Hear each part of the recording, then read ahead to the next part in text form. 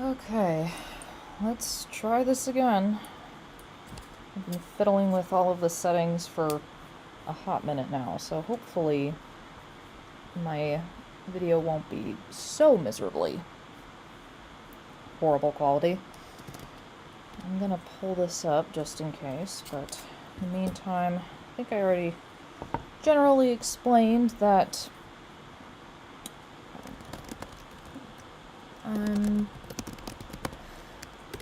going through Geo's Spooky Lake series to generally give, just honestly to pass the time as I work on this project, and also to give some folklore context or commentary about the thing she's talking about. So, it still says that I'm recording at 360p. I don't know what's going on with that. That's kind of ridiculous.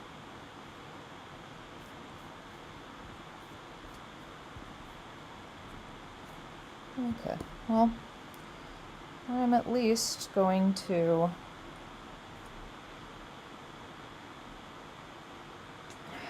I don't know what to do at this point.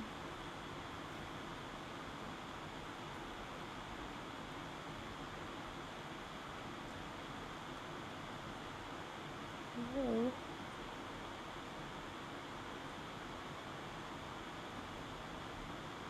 Can I not record this while it's plugged in? Interesting. Well, that's another disappointing realization. Oh well. Alright, so I'm just gonna try my best to get as far as I can and record this, and hopefully I will figure out what's going on with this sooner than later, but we shall find out. So,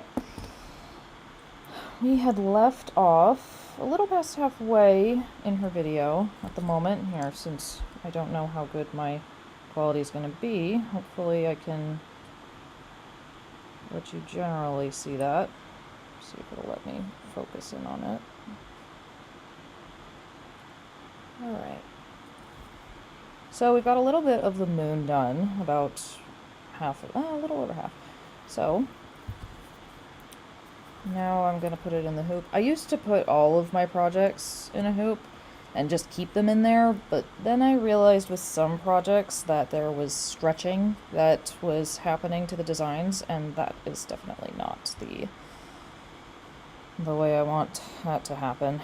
Especially when I was doing people. At one point I was doing embroidery of people or very recognizable characters or objects, and so it's really noticeable when you do that there's stretching involved. So that and my mom, who is a pretty avid cross-stitcher, told me not to leave them in there. And I have a stretcher that's just vertical, and that was so much worse to leave it in, because then it would just pull it one direction, which is really not what you want. The hoops aren't quite as bad, but I think it's just bad for the fabric in general. So that my hand doesn't go through too much strain, we're going to pop it right back in before I start. It's not quite tight enough. I don't want to stretch it too much. I don't want to... Yeah, you want it taut enough that your needle will go in and out fairly easily, but if you have it too tight, then you will start stretching it, and then when it pops out of the hoop, it will look weird, and all of your effort with that thread is going to be odd. So, we'll start where we left off. Let me make sure that's up. Yes, hello, it's Spooky Lake Month.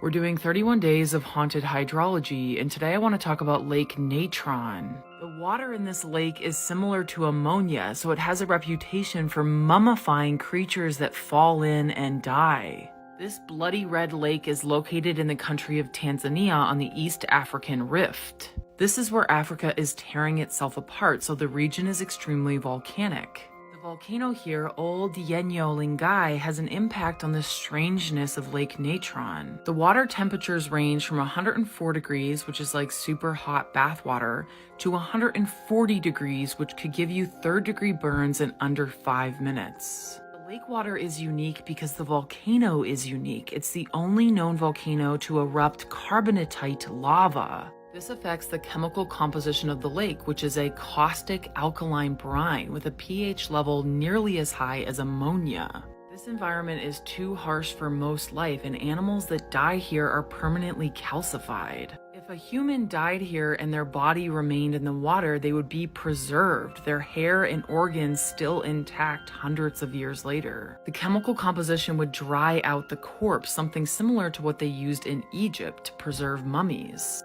To say these black and white photographs are partially staged. Nick Brandt became famous when he took corpses found along the edges of Lake Natron and posed them. Animals that fall in but don't immediately die succumb to a very slow and terrible death. However, there is one creature that thrives in this toxic environment. You'll find 75% of the world's 32 million lesser volcanoes at Lake Natron. Their bodies have adapted to live here with tough skin and scaly legs that prevent burns from the water. Flamingos are also pink for the same reason that Lake Natron is occasionally red. Microscopic algae and shrimp that are pink because of carotenoids. Lake Natron is a place of both incredible life and death. 7 out of 10 spookies. Also, the snail would for sure die here.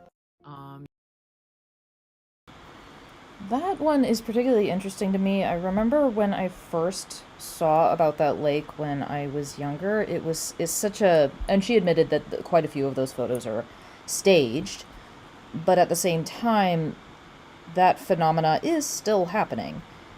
It really makes me wonder how old this lake is in human memory, and if that had any influence on a belief either in the supernatural or in the underworld.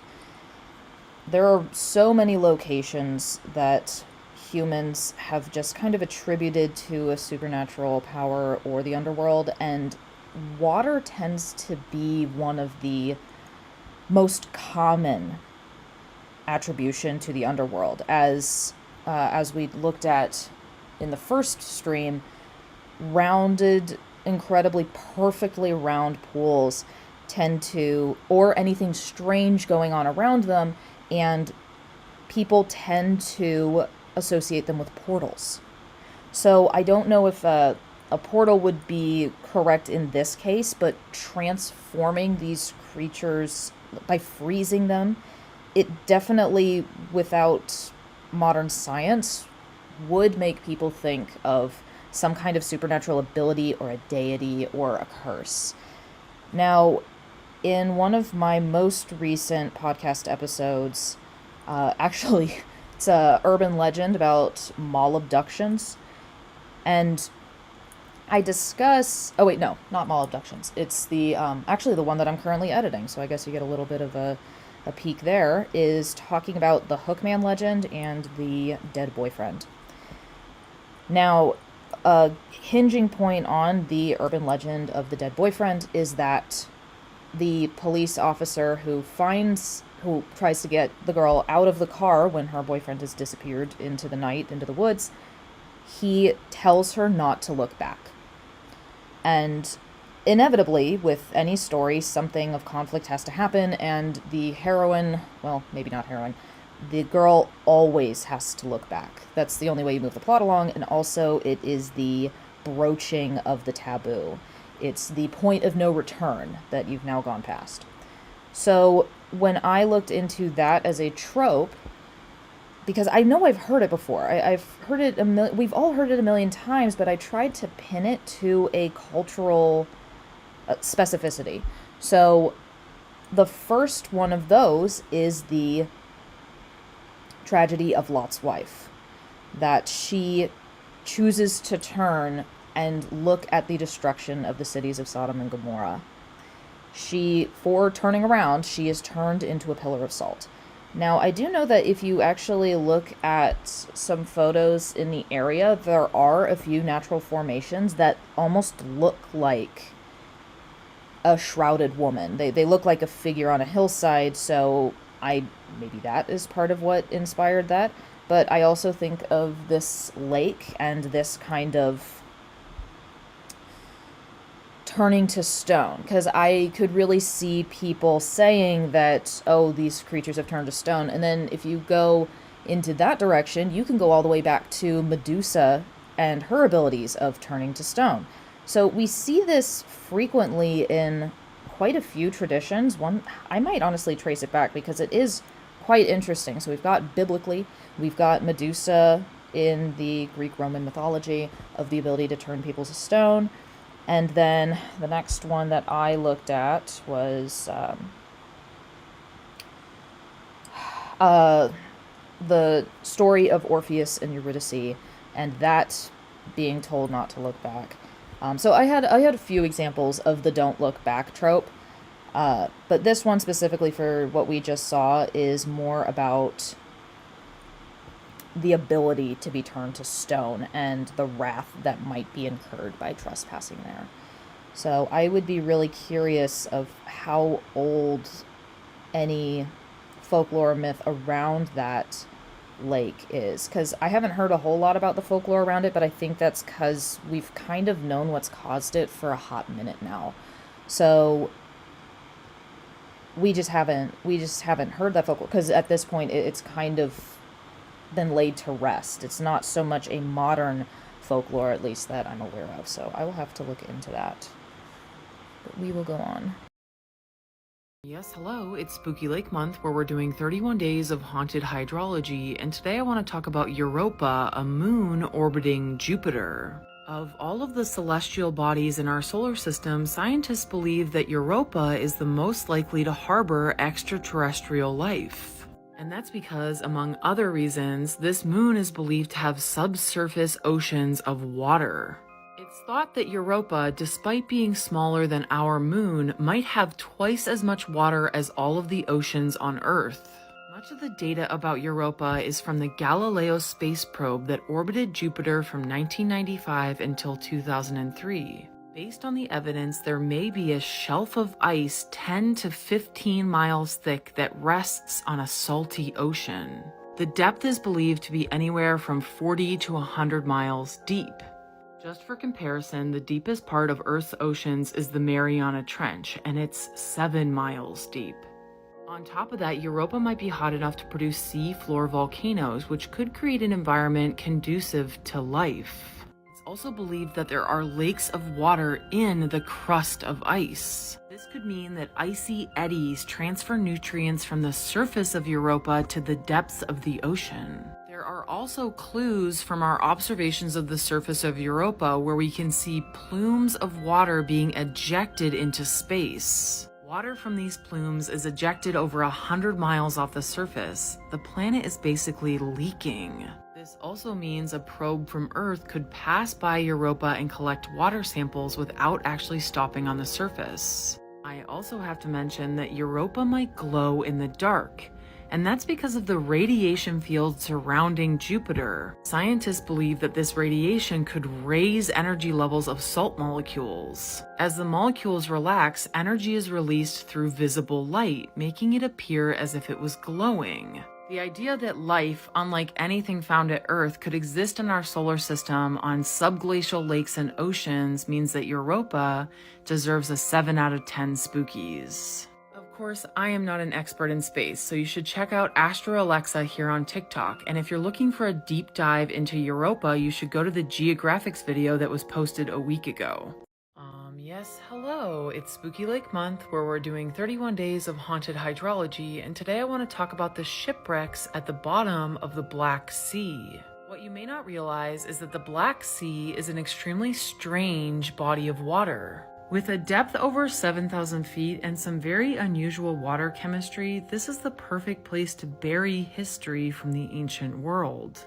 Scattered along the basin are some of the oldest shipwrecks ever discovered, preserved against all odds for some 2,000 years. The Black Sea has existed in one form or another for up to 250 million years. Around 7,000 years ago, it was actually a freshwater lake that was then flooded when the glaciers melted at the end of the last ice age. The floodwaters connected the Black Sea to the Mediterranean Sea, introducing salt water through the Bosphorus Strait. The Black Sea is still fed by freshwater rivers and streams. Therefore, water flowing in from the Mediterranean Sea is much saltier and therefore more dense than water flowing out of the Black Sea. This is why the Bosphorus Strait is stratified. There's an underwater river of dense, salty water flowing into the Black Sea and fresher water flowing out above it. But that's not even the strangest part. The entire Black Sea is stratified, a phenomenon considering the size of this body of water. The top and bottom of the Black Sea do not mix, which means the bottom doesn't get any oxygen, which means that it's anoxic. Some 90% of all of the water in the Black Sea is anoxic. For all intents and purposes, it's biologically dead. This oxygen-free environment is hostile to most organisms, including the ones that would help with decomposing wood. These anoxic toxic waters are how the Black Sea was able to preserve the oldest shipwrecks on Earth, including this wreck from over 2,400 years ago. This trading ship from Greek antiquity is located more than a mile beneath the surface. It would have sank around the same time that Homer was writing the Iliad and the Odyssey. Anoxic water will also preserve things like human flesh and bone, but as for now, we have yet to explore the contents of these shipwrecks. They remain frozen in time, a veritable museum of human history at the bottom of the Black Sea. 8 out of 10 spookies. Yes, hello, it's Spooky Lake. Alright, I'm actually going to take a moment to explain what I'm going to do with a new thread now, because I used to do embroidery with a full skein of the thread. So embroidery thread like this is usually six ply, I guess. I don't know if that's the proper term, but like 6 ply. And I realized that I wasn't getting the precision and detail that I wanted to.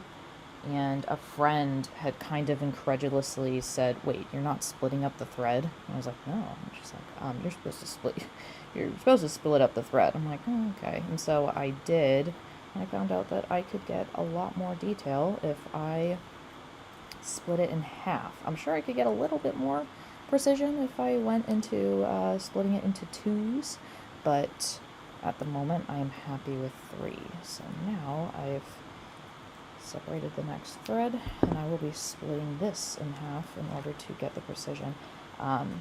Because even as kind of dense as the moon seems now, I would not really be able to get the kind of almost more fine precision. I'm sure it'll really make a difference on the stars as well, of that kind of precision. So I will do that. Let's go to the next one. Month where we're doing 31 days of haunted hydrology, and today I want to talk about the nuclear testing at the Bikini Atoll on the Marshall Islands. This is the Bikini Atoll, one of only around 439 atolls in the world, and scientists don't agree on how it formed. The most well-known theory is from Charles Darwin over 100 years ago, when he proposed that ancient volcanoes erode away, leaving behind an atoll. However, some modern scientists believe that theory is outdated and that it's more likely that atolls were formed through sea level changes, something that Charles Darwin wasn't aware of.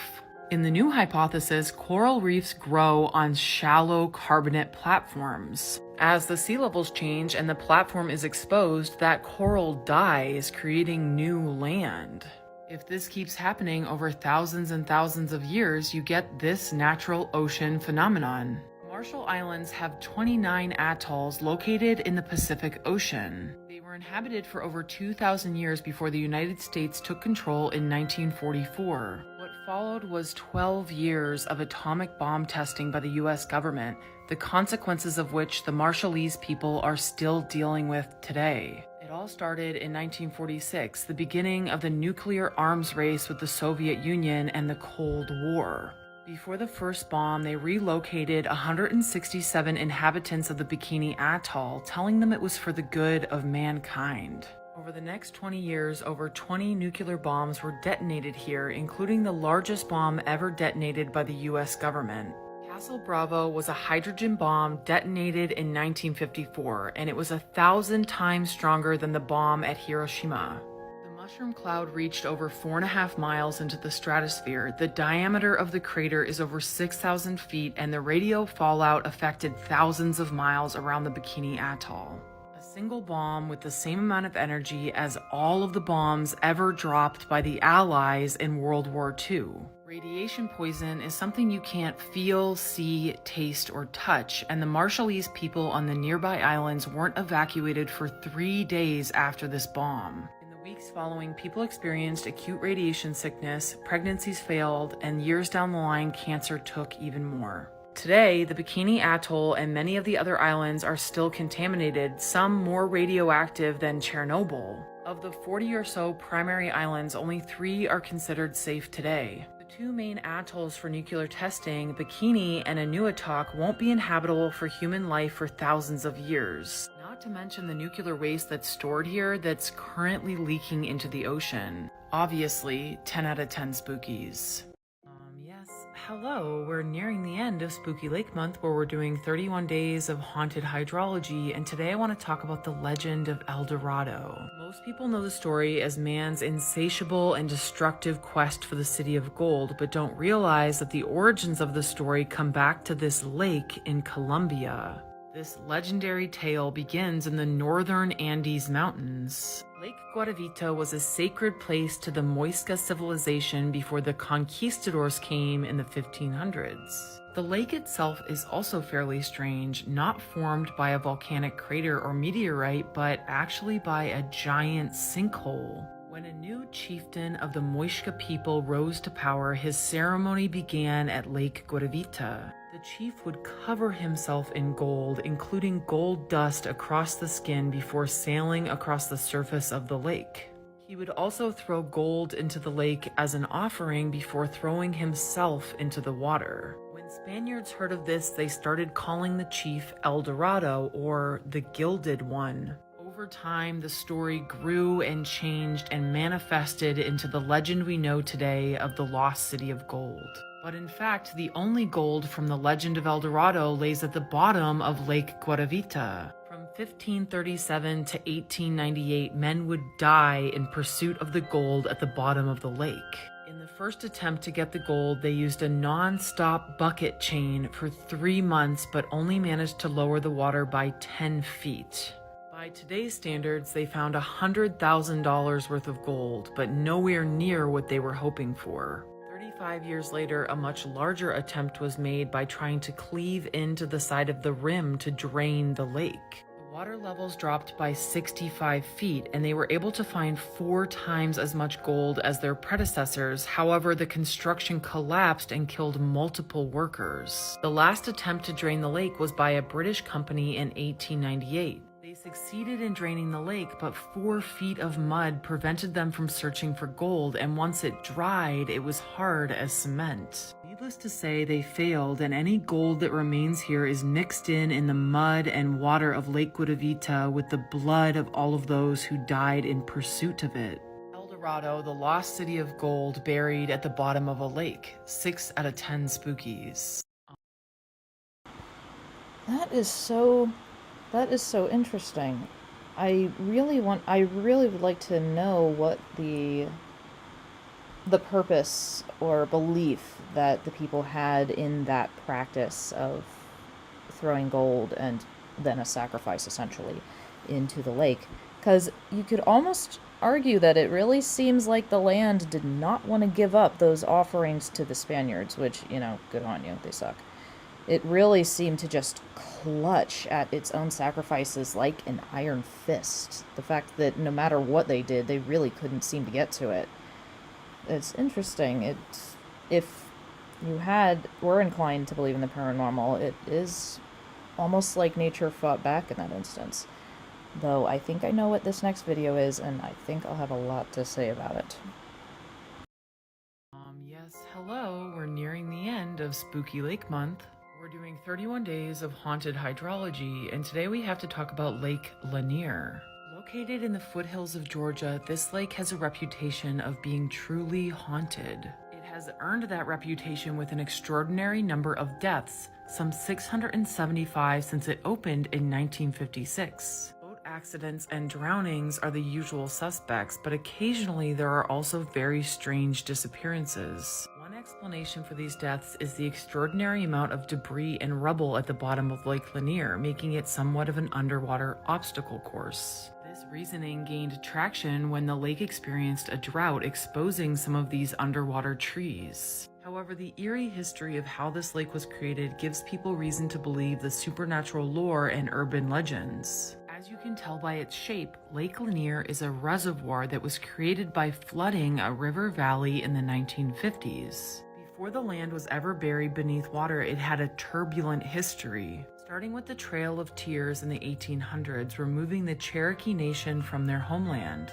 Then, up until 1912, some 1,100 black families owned land in Forsyth County at the base of the foothills. However, after a white woman was found dead on the banks of the Chattahoochee River, 4 black men were blamed for her death, and the entire black community was run out of town. They began construction on the Buford Dam in the 1950s. The Army Corps of Engineers were responsible for clearing land in preparation for the dam, including removing trees, homes, churches, and graves. They relocated some 20 cemeteries, but many people believe that there were unmarked graves and historical burial sites that were not considered. It took 5 years to fill Lake Lanier, in the end displacing 250 families and 15 businesses. The land visible on the lake today is actually the long-lost peaks of the foothills, which is why it can be such a dramatic drop as you're swimming in the water. The tragic history plus mysterious deaths have fueled the urban legends surrounding this lake. Not to mention the 27 bodies that have never been recovered since they disappeared in Lake Lanier. 7 out of 10 spookies.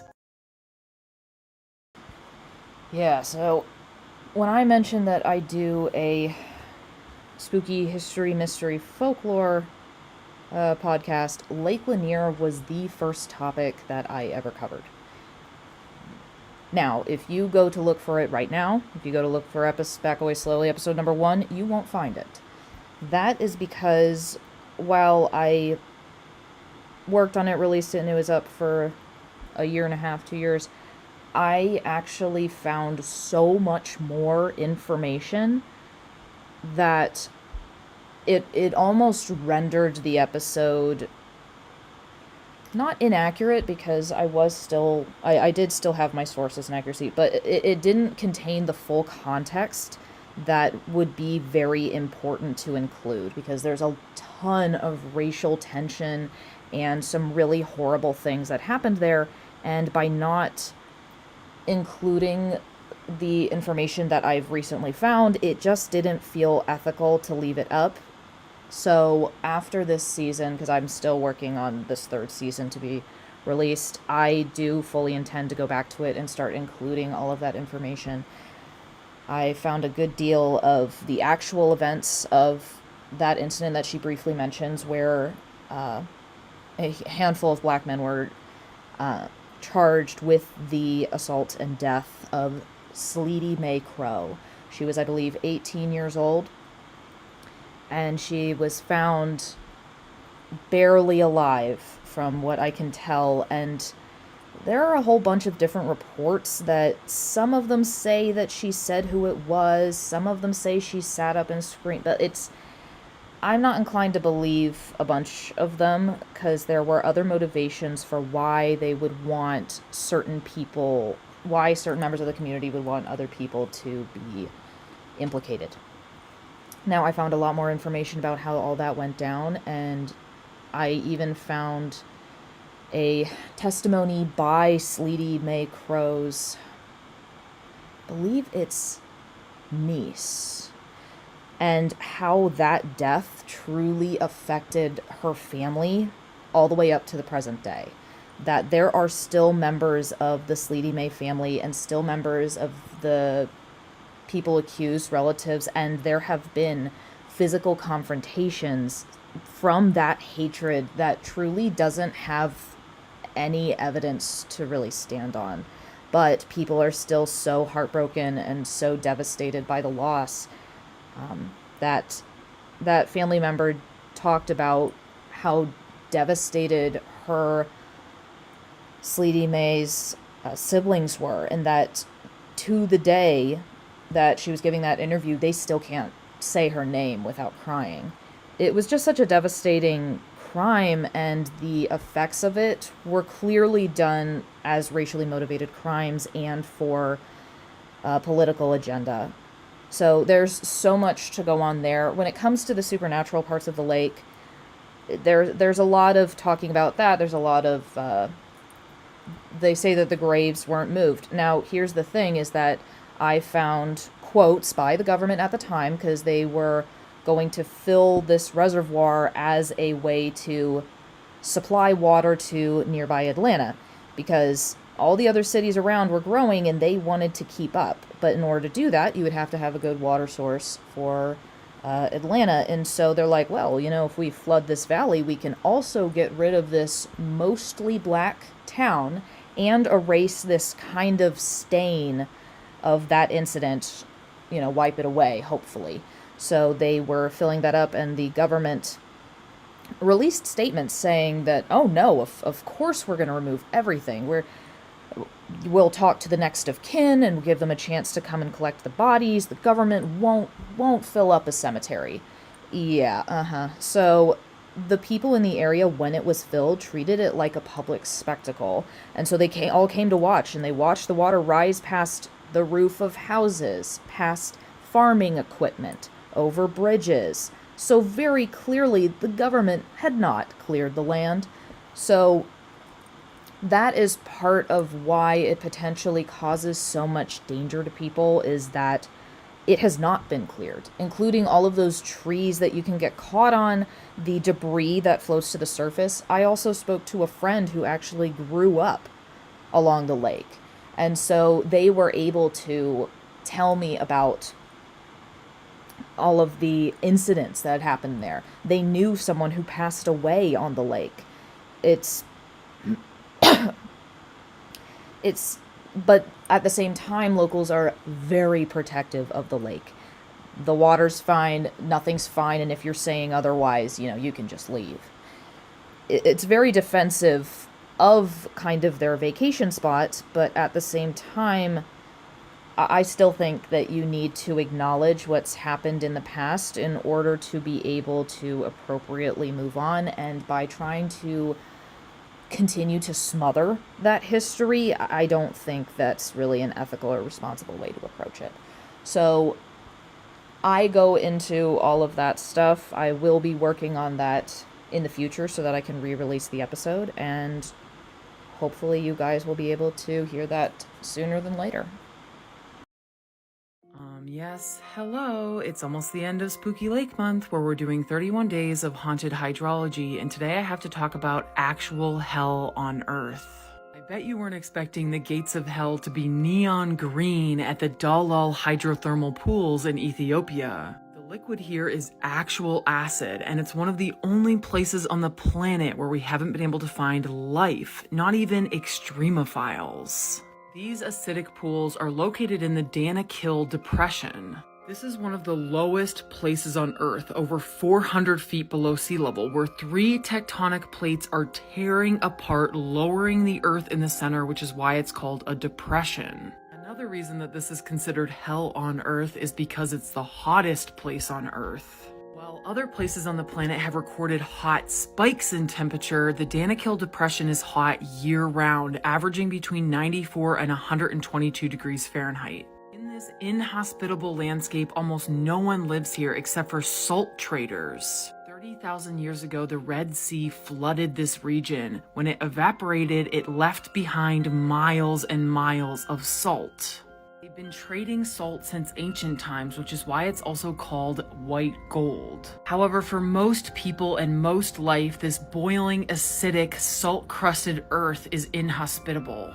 One of the other potential gateways to hell in the Danakil Depression is the Urta Ale volcano. It's one of the only continuously erupting volcanoes on the planet, and yes, it has blue lava because of the high sulfur content here. Sulfur that also permeates the air along with chlorine gas, making it almost impossible to breathe.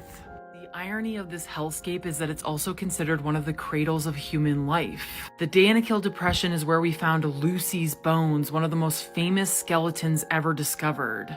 Found in 1974, this 3.2 million-year-old hominin fossil gave us clues to how humans evolved. And despite finding evidence of early human life, we have yet to find any life in these pools of boiling acid, which doesn't look good for astrobiologists trying to find possible life on other planets. A hellscape covered in lime green pools devoid of life, 9 out of 10 spookies.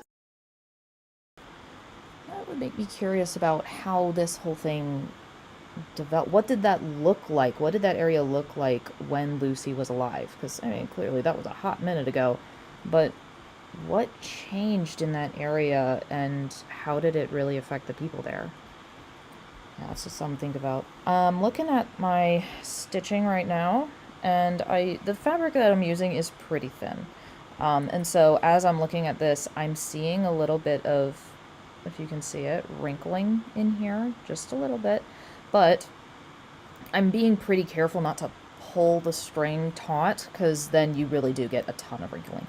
And what I'll do I always get nervous when I see it, but then I remember that when I'm done and there is wrinkling like that, what I tend to do is I tend to keep it in a hoop, or in some kind, usually in a hoop, because so that it pulls evenly in all directions, is I will take a paintbrush and I will get some warm and hot water, and I will paint just the area of where that wrinkling is, and it tends to reset and tighten it back into place. So, though I'm careful not to cause wrinkling if I can help it, there are a few things that you can do to rectify that. Yes, hello. It's the last day of Spooky Lake Month, where we did 31 days of haunted hydrology. Today I want to talk about the dark history of Lake Superior's Isle Royale. Probably the strangest national park in the United States, Isle Royale is the largest island on Lake Superior, including 400 smaller adjacent islands. This remote island is the location of numerous untimely deaths.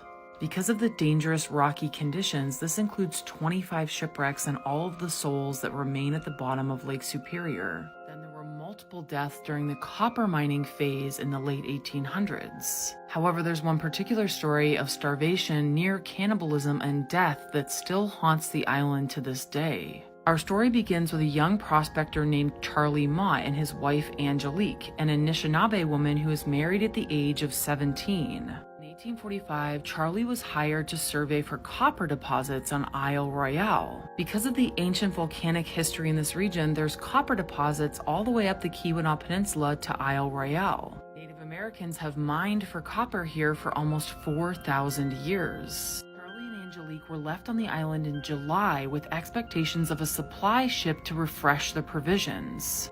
Just half a barrel of flour, 6 pounds of butter, and some beans, they initially lived fairly comfortably on the island. They had a birch bark canoe, so they relied on fishing, foraging, and the small game that the island provided.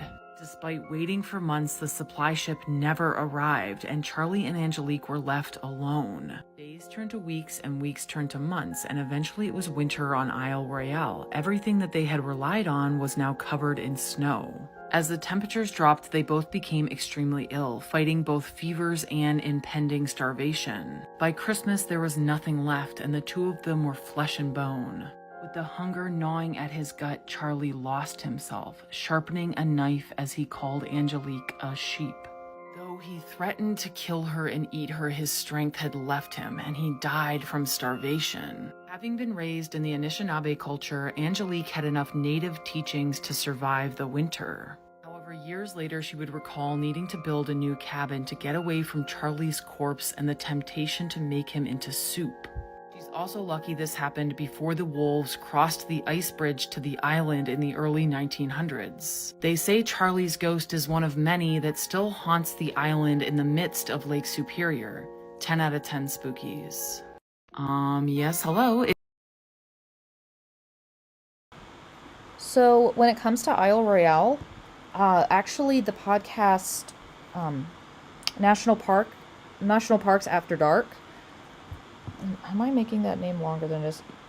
Yeah, National Park After Dark actually did a good episode that goes into her survival pretty well. It's episode 15. I just looked it up. Episode 15, Stranded in Isle Royale National Park with Wendigo.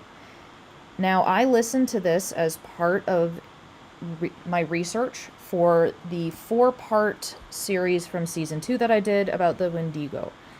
I was kind enough, the professor, Brady DeSanti was kind enough to, he's part of the Ojibwe Nation, and he was kind enough to talk to me about the Wendigo within the Algonquian tradition.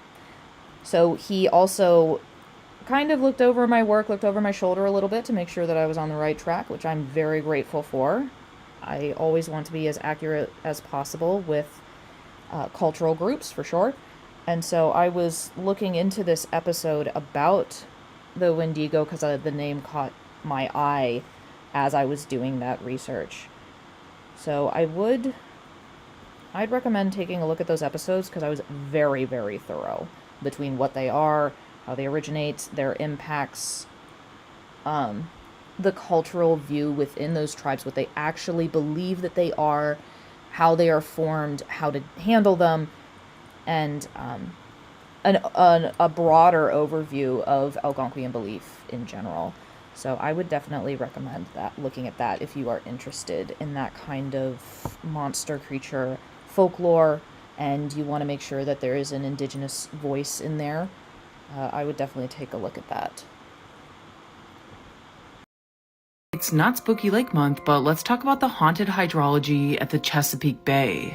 This flooded river valley is unexpectedly shallow with an average depth of only 21 feet, which is why some of the 1,800 shipwrecks in the Chesapeake Bay are above the surface. If there was ever a place to be described as a ship graveyard, it would be the murky waters of the Mallows Bay. Close to 230 shipwrecks litter the bay here. It's believed to be the largest shipwreck fleet in the Western Hemisphere. The majority of ships in this graveyard are from a failed World War I shipbuilding project. As the US entered World War I, the military came up a little short on transportation vessels. So 1,000 wooden steamships were approved for construction with a tight deadline of just 18 months. These ships were built with planned obsolescence. Since steel was in short supply, they resorted to using green wood. World War I ended before any of these ships saw the other side of the ocean. They were too poorly constructed to be used for anything else, so they were left to rot in the Mallows Bay. In the 1960s, there were plans to clean up the bay and remove all of the shipwrecks. However, there was unexpected consequences to using wood that had been untreated and was non-toxic. They became the foundation for an active and thriving ecosystem, or a vessel for new life. So this ill-fated ghost fleet will remain in the Mallows Bay, deteriorating away until there's nothing left. 4 out of 10 spookies. There's actually more spooky stuff about the Chesapeake Bay, so should I talk about the sunken islands and their corpses? Yes.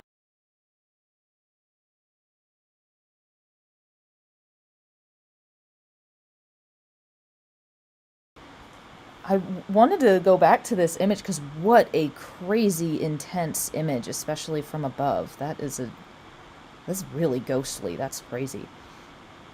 But it looks like we've gotten to the end of Spooky Lake 2021. So, how long have I been going? I've been going for about 40 minutes. We can probably get started on the next video if that interests people. And look, we have finished the moon. If it will focus for me. Focus for me, please. See if I can get that to focus. Yeah, look at that. Looks pretty good. Now, if I shine, let's see if it'll work. I like to, when I'm done with an area, I like to shine through it to make sure that I did not miss any big gaps, and it looks like I did pretty good. So I think we are good to move on. So I will probably move on to a few stars, actually. So let me get this set up.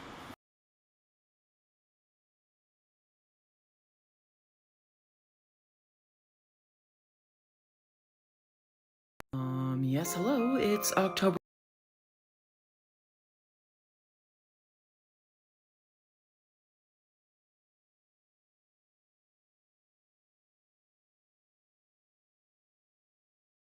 There we go. I had to adjust that for a quick second. 1st. Do you know what that means? It's Spooky Lake Month, where we do 31 days of haunted hydrology, and we have to start with a bog in Florida.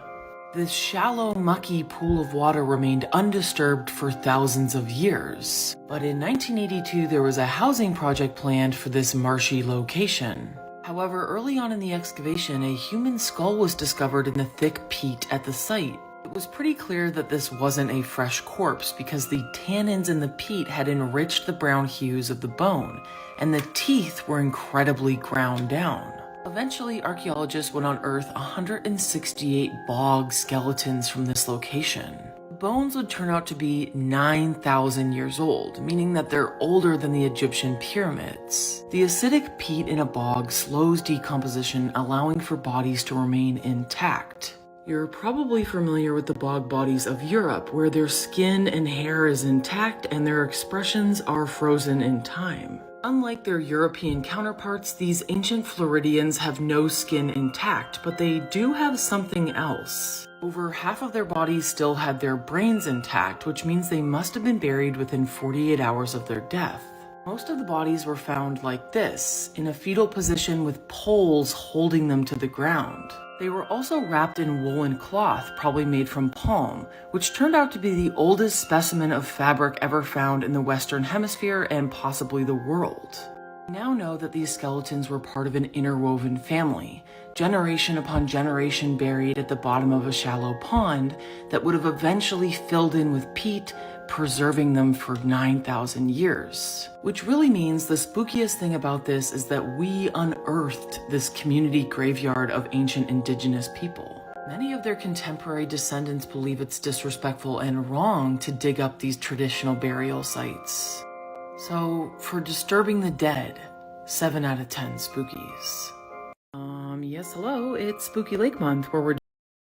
I was just thinking about...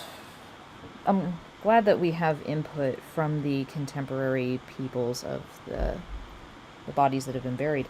I kind of wonder if they knew that it would preserve, that the bog would preserve the bodies, or if it was, they were buried there more as a connection to nature, a connection to water. If the current people don't think that it's disrespectful to unearth them, I am inclined to agree, especially since we already kind of found out how this preserved them. We already gathered information about how this works, so I'm sure there might be some scientists that disagree with me, but I don't think it's really necessary to continue to dig up their dead in order to sate that desire for information. I guess you could say that about a lot of things, but frankly, I value human respect and decency of the wishes of the deceased over that kind of a thing. But I'm sure there's a lot we can still learn, but I don't know if that requires digging up the bodies of people that clearly knew that this was their fate, that they knew that this was how they were buried within the families, especially since she mentioned it's part of a family group. So, doing 31 days of haunted hydrology, and today we have to talk about a volcanic gateway to the spirit world. Three very strange crater lakes reside at the summit of the Kelimutu volcano on the island of Flores. Kelimutu is an active volcano that last erupted in 1968, but it's most well known for the three crater lakes that are always changing color. From milky white and vibrant turquoise to blood red and pitch black, the lakes are unpredictable. This is a phenomenon that doesn't happen anywhere else on Earth, and while scientists have theories of why it occurs, no one has been able to study it. Not only are the lakes incredibly acidic and hot, but they're also surrounded by steep cliffs, making it difficult to access them. Scientists believe the unpredictable shift in color comes from chemical reactions from minerals that are caused by volcanic activity. What we do know is that, like your blood, the lake water appears more blue or green when it's low in oxygen, but then shifts to red or even black when it's oxygen rich. Local legends believe that these lakes are a resting place for the dead, and that a person's good or bad deeds will determine which lake is their final resting place. There are also local stories of people who willingly jump into the lakes without any intention of dying. But in the end, the only thing they leave behind are their sandals at the edge of the cliff. However, the lakes also have a history with accidental death. In 1995, a fatal accident occurred when a Dutch tourist fell into these toxic waters. For 5 days, rescuers climbed down into the crater with ropes and gas masks to protect them from the sulfuric gases. But they were never able to recover the body, and eventually it would have dissolved in the acidic water. Deadly, boiling, poisonous, acidic lakes? 8 out of 10 spookies. I kind of wish that, I know that her videos are very short, but I kind of wish that she went a little bit into what she meant by, I knew there was going to be folklore around this, it's kind of unavoidable, but I wonder what she meant by saying that people kind of connected, you know, how your deeds in life are connected to which lake you end up in. So which of the toxic lakes are good and which of them are bad? Is that dependent on the color and the implication that one is better than the other at that point? I'm really curious of which one would have been the preferred lake or the good person lake or that kind of a thing. I have no idea. That's interesting.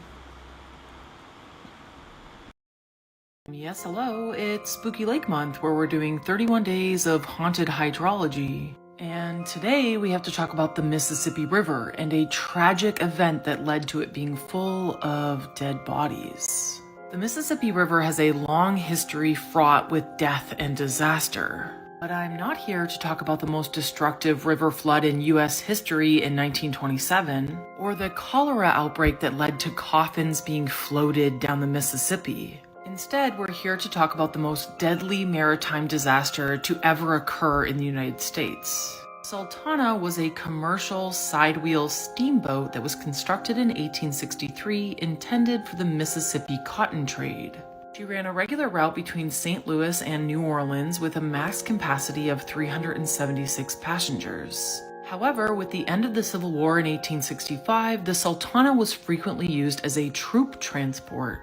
Thousands of Union soldiers were being held as prisoners of war in the South. With the end of the war, many of these soldiers needed transport up the Mississippi River. So the U.S. government gave financial incentive to steamboat captains. Bribery and greed would lead to the Sultana being packed full with 1,953 paroled prisoners. But if that's not enough, there was 22 guards, 70 fare-paying passengers, and 85 crew members. With 2,130 passengers packed into every available space, the decks reportedly began to creak and sag.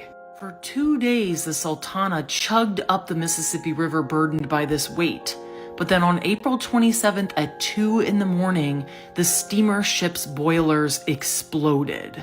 Hundreds of people would have died instantly, while others were flung into the water from the blast, leaving a hulking wreck burning in the river. Eventually it sank near Memphis, Tennessee, Some 1,169 people either died or were never seen again. No one was ever held accountable for this disaster, and it was overshadowed by the end of the Civil War and the death of President Lincoln. However, the memory of the Sultana will haunt the Mississippi River forever. 4 out of 10 spookies. Of course, no one was held accountable. That's unfortunately kind of rare.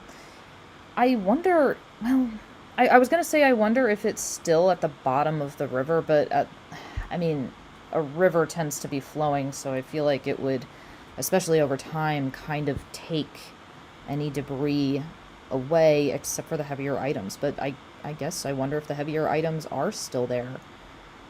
I remember I was doing research up near Bobby Mackey's when I found an article about, well, no, I found it in a book. I found in a book that there was a steamer called the Golden Fleece that also, I'm trying to remember if it blew up or just caught fire. I think it blew up in the Ohio River.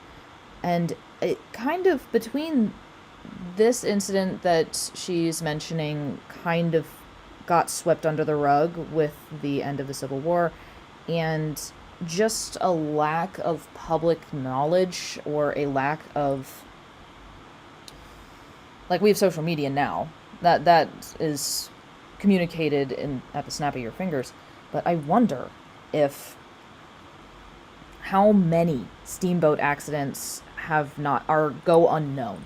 How many really awful steamboat tragedies do we just not know about because there were other major events going on, or because they kind of got maybe a little blurb in a newspaper and then nothing? Because that's what I found with the Golden Fleece, that there really wasn't anywhere that I could find more extensive information about what happened. It was just kind of a quick little blurb, which was really unhelpful, but you kind of have to take what you can get with things that old, because I'm trying to remember when it happened. It was the early 1800s, mid 1800s?